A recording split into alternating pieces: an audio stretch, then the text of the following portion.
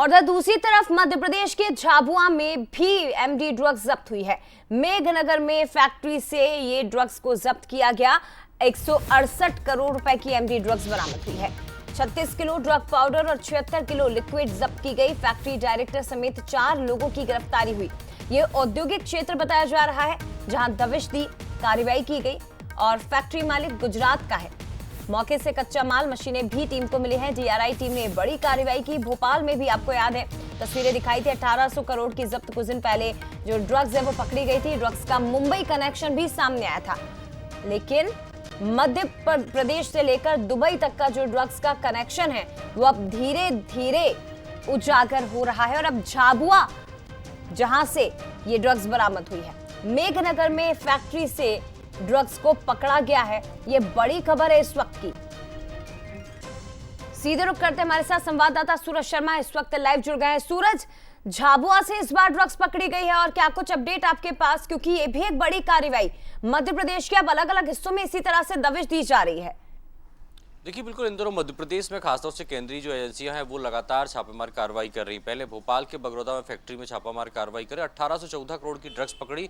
उसके बाद अब गुजरात के मेघनगर में एक जो फार्मा कंपनी के नाम से एक फैक्ट्री चलाई जा रही थी, उसमें वैसे करीब 168 करोड़ की ड्रग है जो वो जब्त की गई है। बड़ी बात यह है कि जो फैक्ट्री मालिक है वो गुजरात का है और 1 साल पहले ही उसने फैक्ट्री किराए पर ली थी।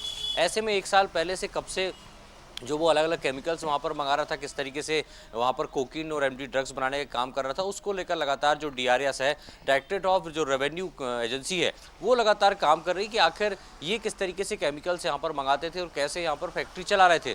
तो बड़ा खुलासा भी इसमें आने वाले समय में हो सकता है, क्योंकि ये वही टीम है जो खासतौर से लगातार दिल्ली या गुजरात की बात करें या भोपाल की बात हो, फिर झाबुआ, चौथी रेड जो है एटीएस और एटीएस के साथ उन्होंने कार्रवाई की है। तो इसके पहले भी गुजरात की बात हो तो 5000 करोड़ का एमडी ड्रग्स वहाँ पर पकड़ा गया था। उसके बाद से लगातार केंद्रीय एजेंसी इस बात की जांच कर रही थी कि आखिर ये ड्रग्स कहाँ कहाँ पहुँचता है। शायद यही कारण है कि गुजरात के मेघनगर की बात हो तो जो झाबुआ के मेघनगर की बात हो तो गुजरात बॉर्डर से लगा हुआ एरिया है। ऐसे में ट्रांसपोर्टेशन बहुत आसान होता है, सड़क मार्ग है। तो कहीं ना कहीं इसको लेकर भी केंद्रीय जो एजेंसियाँ वो जाँच कर रही हैं कि मेघनगर, भोपाल के बगरौदा के अलावा और कहाँ कहाँ इस प्रकार की छोटी छोटी फैक्ट्रियाँ चल रही हैं। क्योंकि माना ये जा रहा है कि भोपाल में जो बना ड्रग्स था वो 400 किलो पहले सप्लाई हो चुका था। तो अब मेघनगर को लेकर भी डीआरएस के साथ ही आने वाले समय में एनसीबी और एटीएस भी जांच करेगी कि आखिर जो प्रोडक्शन 1-1.5 साल से चल रहा था तो कितना प्रोडक्शन एमडी ड्रग्स का हुआ है, कितना वो माल कहां कहां खपा चुके हैं और उनके सप्लायर्स कौन है। बिल्कुल, तो बहुत पकड़े गए बड़े तस्करों से खुलासे पूछताछ होगी। लेकिन मध्य प्रदेश के लिए चिंता का विषय है कि अब यहाँ पर भी आप देखिए